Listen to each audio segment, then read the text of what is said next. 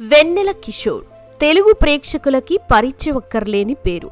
ఈయన just screen పైన కనిపిస్తే చాలు ఎక్స్ప్రెషన్స్ తోని తెగ నవ్విస్తాడు.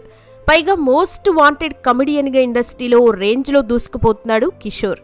స్టార్ హీరోస్ ప్రొడ్యూసర్స్ సైతం ఇతని డేట్స్ కోసం వెయిట్ చేస్తున్నారంటే ఈయన క్రేజ్ ఎంతలా ఉందో అర్థం చేసుకోవచ్చు. నిజానికి యాక్టింగ్ మీద ఇంట్రెస్ట్ లేని వెన్నెల కిషోర్ ఇప్పుడు ఈ స్టేజ్కి వచ్చాడంటే మామూలు విషయం కాదు. మరి వెన్నెల కిషోర్ ఇండస్ట్రీకి ఎలా వచ్చాడు? అమెరికాలో సెటిల్ అయిన కిషోర్కి యాక్టింగ్ మీద ఇంట్రెస్ట్ ఎలా పుట్టింది? డైరెక్టర్గా కిషోర్ ఎందుకు సక్సెస్ కాలేదు? చిరంజీవి పిలిచి మరీ ఆఫర్ ఇచ్చినా కూడా ఎందుకు వెళ్ళలేదు? అసలు వెన్నెల కిషోర్ బ్యాక్గ్రౌండ్ ఏంటి అనే విషయాలు ఇప్పుడు ఈ వీడియోలో తెలుసుకుందాం. సో వీడియోని స్కిప్ చేయకుండా చివరి వరకు చూడండి. 1980 సెప్టెంబర్ 19న బొక్కల లక్ష్మీనారాయణ దంపతులకి కామారెడ్డిలో జన్మించాడు బొక్కల కిషోర్ అలియాస్ వెన్నెల కిషోర్. వెన్నెల కిషోర్కి 4 అక్కలున్నారు. అందులో పెద్దక్క గారి పిల్లల వయసు వెన్నెల కిషోర్ వయసు సరి సమానంగా ఉంటది. కిషోర్కి ఊహ తెలిసే నాటికి మిగతా 3 అక్కలకి కూడా పెళ్లిళ్ళైపోయాయి. కిషోర్ నాన్నగారు గవర్నమెంట్ ఇంగ్లీష్ టీచర్ కావడంతో కిషోర్కి ఇంటి దగ్గరే పాఠాలు నేర్పించేవారు. చిన్నప్పుడు ఆటలకి టైమింగ్ ప్రకారం పంపించేవారు. ఉదయం 2 గంటలు, సాయంత్రం 1.5 గంటలు మాత్రమే ఆయన ఆడుకోనిచ్చేవారు. కిషోర్ కామారెడ్డిలో ఉన్న జీవనాథ్ కాన్వెంట్ హై స్కూల్లో చదువుకున్నాడు. ఈ స్కూల్లో 2-3 తరగతులు చదవకుండా డైరెక్ట్గా 4th క్లాస్లో కూర్చున్నాడు. ఈ స్కూల్లో 10th క్లాస్ అయిపోయాక ఇంటర్ చదవడం కోసం హైదరాబాద్ వచ్చాడు. మొదట్లో ఎంపీసీలో చేరాడు. ఆ తర్వాత ఎంపీసీ నచ్చక బైపీసీలో చేరాడు. చివరికి డిగ్రీకి వచ్చేసరికి బీకామ్కి మారాడు. హైదరాబాద్ వచ్చినప్పటి నుండి సినిమాలు చూడటం మొదలుపెట్టాడు. ఫ్రెండ్స్ సర్కిల్ ఎక్కువ అవడంతో హైదరాబాద్ మొత్తం తిరిగేవాడు. రోజుకి 1 సినిమా అయినా చూసేవాడు. అప్పుడే దర్శకత్వ శాఖపై ఇష్టం కలిగింది. సినిమా అవకాశాల కోసం అప్పుడప్పుడు సరదాగా ఫిలిం నగర్ వెళ్ళేవాడు. అలాగే కృష్ణానగర్ కూడా వెళ్ళి అన్నపూర్ణ స్టూడియో గేట్ ముందు, ఫిలిం నగర్ వెళ్ళి రామానాయుడు స్టూడియో ముందు నిలబడేవాడు. అయితే సరదాగా వచ్చేవాడే తప్ప ఏ రోజు కూడా సినీ ప్రయత్నాలు సీరియస్గా తీసుకోలేదు. డిగ్రీ పూర్తయ్యాక అమీర్పేట్లో ఉన్న ఒక ఇన్స్టిట్యూట్లో 1.5 సంవత్సరాల పాటు కోర్స్ చేశాడు. ఆ కోర్స్ చేయడం వల్ల అమెరికా, ఆస్ట్రేలియాకి చెందిన యూనివర్సిటీల్లో ఎంట్రన్స్ సంపాదించాడు. జిఆర్ఈ, టోఫెల్లో కూడా మంచి స్కోర్ సంపాదించాడు. కుటుంబ సభ్యులు అమెరికా వెళ్లి చదువుకో అని చెప్పడంతో అమెరికాని ఎంచుకున్నాడు. 1999లో అమెరికాలో ఉన్న మిచిగాన్ రాష్ట్రానికి వెళ్లి అక్కడ ఉన్న ఫెర్రీ స్టేట్ యూనివర్సిటీలో చేరి మాస్టర్స్ ఇన్ ఇన్ఫర్మేషన్ సిస్టమ్స్ పూర్తి చేశాడు. అక్కడ స్టడీ అయిపోయాక జాబ్ ట్రయల్స్ మొదలుపెట్టాడు. వర్జీనియాలో ఉన్న థామస్ ఫైనాన్స్ సంస్థలో సాఫ్ట్వేర్ టెస్టర్గా జాబ్ దొరికింది. అదే సమయంలో అంటే 2004లో దేవకట్ట ఒక సినిమా ప్లాన్ చేశాడు. దేవకట్ట కూడా మిచిగాన్ యూనివర్సిటీలో మాస్టర్ ఆఫ్ సైన్స్ పూర్తి చేసి దర్శకత్వ శాఖలో చేరి దర్శకుడిగా మొదటిసారి ప్రయత్నం చేశాడు. రాజాని, పార్వతి, మెల్టన్ హీరోయిన్లుగా పెట్టి ఒక సినిమా తీయడానికి ప్లాన్ చేశాడు. ఆ సినిమా కోసం నూతన నటీనటులతో పాటు సాంకేతిక నిపుణులు కూడా కావాలని ఒక ప్రకటన చేశాడు. ఆ ప్రకటన చూసిన కిషోర్ దేవాకట్కి మెయిల్ చేశాడు. తన గురించిన పూర్తి డీటెయిల్స్ చెప్తూ అందులోనే ఫోన్ నెంబర్ కూడా మెన్షన్ చేశాడు. అసిస్టెంట్ డైరెక్టర్గా అవకాశం ఉంటే ఇవ్వండి అని రిక్వెస్ట్ చేశాడు. కిషోర్ ప్రొఫైల్ చూసిన దేవాకట్ట కిషోర్కి ఫోన్ చేసి వివరాలన్నీ కనుక్కొని అసిస్టెంట్ డైరెక్టర్గా సెలెక్ట్ చేశాడు. నిజానికి దేవకట్ట తీయబోయే సినిమా స్టోరీ అంతా కూడా అమెరికాలోనే షూట్ చేయాలి. కిషోర్ ఎలాగో అక్కడే ఉన్నాడు కాబట్టి అన్నిటికీ హెల్ప్ అవుతుందని కిషోర్ని ఎంపిక చేశారు. ఆ సినిమా పేరు వెన్నెల.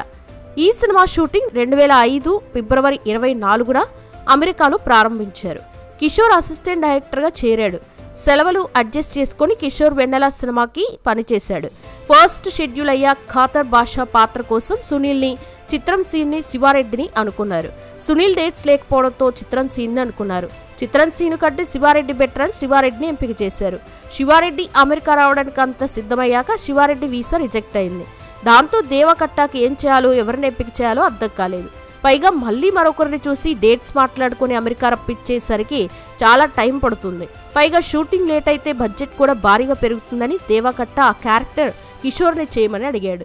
కిషోర్ ఒక్కసారిగా ఆశ్చర్యపోయి నేను ఆ పాత్రని చేయగలనన్న నమ్మకం నీకుందా సార్ అని అడిగాడు. నాకుంది కిషోర్, నువ్వేం భయపడకు, నీలో కూడా ఒక మంచి నటుడున్నాడు, నేను గమనించాను అని ఎంకరేజ్ చేసి కిషోర్ను ఒప్పించాడు. దాంతో కిషోర్ మొదట స్క్రిప్ట్ మొత్తం తీసుకొని 2 రోజులు ప్రాక్టీస్ చేసి డైలాగ్స్ అన్నీ చదువుకున్నాడు. ఆ తర్వాత షూటింగ్లో పాల్గొన్నాడు. ఆ పాత్ర కొంచెం ఓవర్ చేయాలి, కానీ ఓవర్ చేస్తున్నట్టు ఉండకూడదు. ఇదే విషయం దేవకట్ట చెప్పాడు.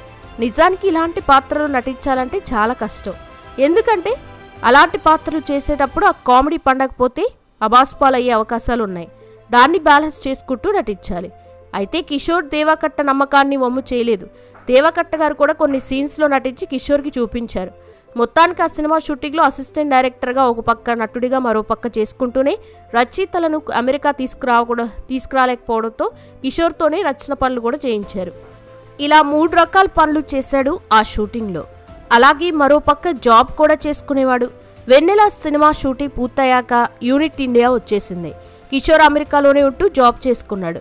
జాబ్ చేస్తున్నప్పుడు తన కొలీగ్ పద్మజ అనే ఆవిడ్ని ప్రేమించి పెళ్లి చేసుకున్నాడు. వెన్నెల సినిమా 2005 నవంబర్లో విడుదలై సూపర్ హిట్ అయింది. అప్పటి నుంచి అందరూ వెన్నెల కిషోర్ అని పిలవడం మొదలుపెట్టారు. ఆ సినిమా చూసి చాలా అవకాశాలు వచ్చాయి. కానీ కిషోర్ని అప్రోచ్ అవడం తెలియక సినిమాలు చాలా మిస్ అయ్యాయి.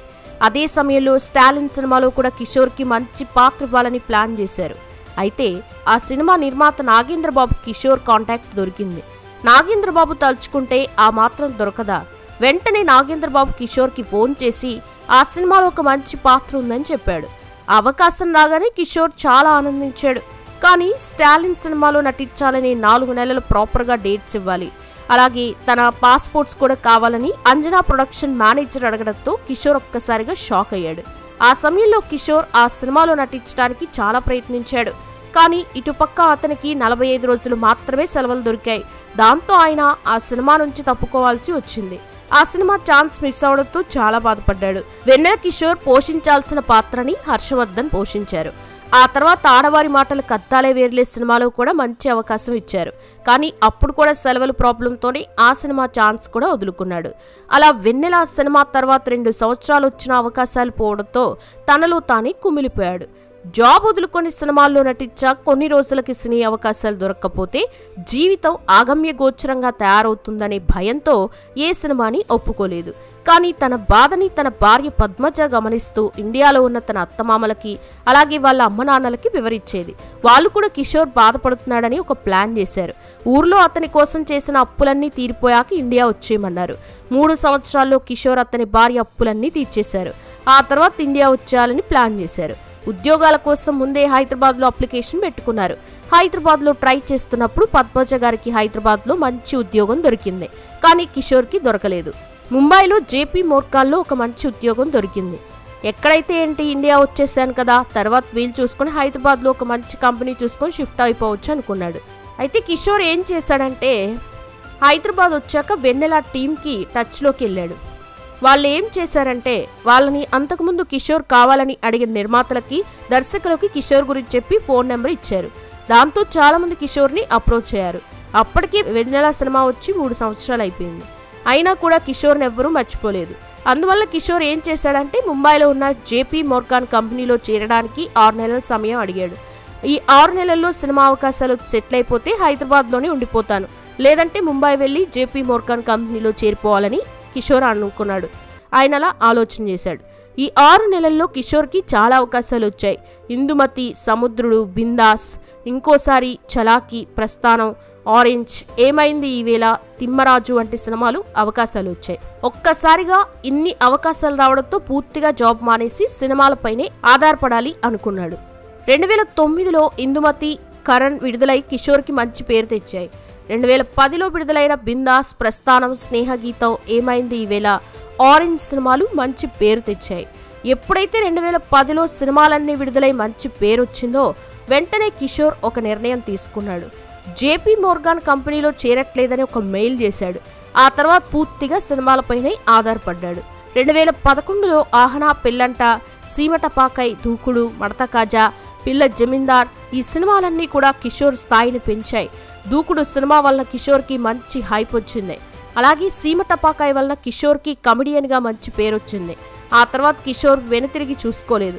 దేనికైనా రెడీ, దరువు, జులై, బాద్షా, తడాకా, ఎవడు ఆగడు, గోపాల గోపాల, టెంపర్, సనావ్ సత్యమూర్తి, శ్రీమంతుడు, సుప్రీం, క్షణం, ఎక్కడికి పోతావు చిన్నవాడ, నేను లోకల్, అమీతుమి, మహానుభావుడు, రాజుగారి గది 2, భీష్మ, జాతిరత్నాలు వంటి సినిమాలతో పాటు 180 సినిమాల్లో నటించాడు. వెన్నెల కిషోర్ స్టార్ కమెడియన్ అయిపోయాడు. పవన్ కళ్యాణ్, మహేష్ బాబు, జూనియర్ ఎన్టీఆర్, రామ్ చరణ్, అల్లు అర్జున్, రవితేజ, వెంకటేష్, నాగార్జున, బాలకృష్ణ, నాని వంటి హీరోలతో పాటు అందరి హీరోలతోనూ నటించాడు. 2015 తర్వాత బ్రహ్మానందం హవా తగ్గాక ఆ ప్లేస్ని ఎంతో కొంత భర్తీ చేయగలిగిన ఏకైక హాస్యనటుడు వెన్నెల కిషోర్ అని ధైర్యంగా చెప్పొచ్చు. ఇంకొకసారిలో తన నటనకు గాను ఉత్తమ నటుడిగా నంది అవార్డు కూడా గెలుచుకున్నాడు. హాస్య నటుడిగా అంచెలంచెలుగా ఎదుగుతూనే దర్శకుడిగా కూడా మారాడు. వెన్నెల సినిమా పార్ట్ 2ను తీస్తాడేమో అని దేవాకట్ట గారిని అడిగాడు. దేవాకట్ట గారు ఆ ఉద్దేశం ఏం లేదని చెప్పడంతో అతని పర్మిషన్తో చైతన్య కృష్ణని, మోనాల్ గచ్చర్ని హీరోయిన్లుగా పెట్టి వెన్నెల 1.5 సినిమాకి దర్శకత్వం వహించాడు. 2012 సెప్టెంబర్లో విడుదలైన ఈ సినిమా అట్టర్ ఫ్లాప్ అయింది. దానికి బాధ్యత వహిస్తూ తన పేరు ముందు ఉన్న వెన్నెల పేరుని తీసేయాలని నిర్ణయం తీసుకున్నాడు. కానీ అతన్ని వెన్నెల కిషోర్ గానే పిలుస్తారు ఇప్పటికీ అభిమానులు. 2013లో బ్రహ్మానందంని పెట్టి జఫా సినిమా తీశాడు. అది కూడా పెద్దగా ఆడలేదు. దాంతో దర్శకత్వం వైపు వెళ్ళడం మానేసి పూర్తిగా నటనపైన దృష్టి అంతా పెట్టాడు. ఇప్పుడు అందరికీ కావాల్సిన కమెడియన్ వెన్నెల కిషోర్. వెన్నెల కిషోర్ సక్సెస్ కి మరో కారణం అతని వినయం, విధేయత. క్రేజ్ పెరిగిందని, విజయాలు వచ్చాయని ఏ రోజు తను విర్రవేగలేదు, అహంకారాన్ని చూపలేదు. ఈ విధంగా ఏ నటుడు చూపించకపోవచ్చు, కానీ వాళ్ళు రెమ్యునరేషన్ విషయంలో ఈ విషయాలు చూపిస్తారు. కానీ ఏ నిర్మాతని వెన్నెల కిషోర్ ఇబ్బంది పెట్టలేదు. తనకి ఎన్ని హిట్స్ వచ్చినా నిర్మాతలే తన రెమ్యునరేషన్ పెంచమని చెప్పాడు తప్ప ఏ రోజు తనకి తాను ఇంత ఇవ్వండి అని చెప్పలేదు. నిర్మాతలకు ఏది న్యాయం అనిపిస్తే, ఏది ధర్మం అనిపిస్తే అదే తీసుకోమని చెప్పాడు అతని మేనేజర్కి. అందుకే అతనికి అవకాశాలు రావడానికి, అతని సక్సెస్కి ఇదొక కారణంగా చెప్తారు చాలా మంది దర్శక నిర్మాతలు. 2 హిట్స్ వస్తే అమాంత రెమ్యునరేషన్ పెంచే ఈ రోజుల్లో కిషోర్ ఏ రోజు ఆ పని అయితే చేయలేదు. అందుకే అతను నిర్మాతలకు కావాల్సిన నటుడయ్యాడు. వెన్నెల కిషోర్ ఇంకా ఎన్నో సినిమాల్లో చేస్తూ ఎంతో ఎత్తుకెదగాలని మనస్ఫూర్తిగా కోరుకుందాం. వీడియో నచ్చితే లైక్ చేయండి, షేర్ చేయండి, ఛానల్ని సబ్స్క్రైబ్ చేసుకోండి. Thanks for watching.